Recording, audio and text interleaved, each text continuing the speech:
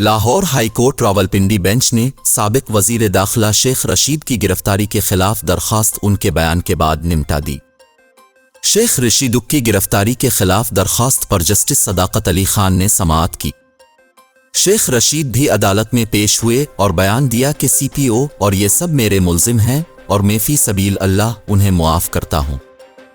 अदालत ने शेख रशीद के बयान के बाद दरखास्त निपटा दी। बाद अज़ा मीडिया से गुफ्तगू में शेख रशीद का कहना था कि पिटीशन में जो कुछ लिखा गया था वो बिल्कुल दुरुस्त है।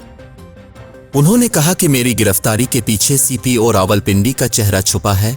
गिरफ्तार मुझे पुलिस ने किया, बदनाम दूसरे लोगों को किया गया। उनका कहना था कि हमारे घर के मुलाजिम ख्वातीन बच्चों तक को नहीं छोड़ा गया।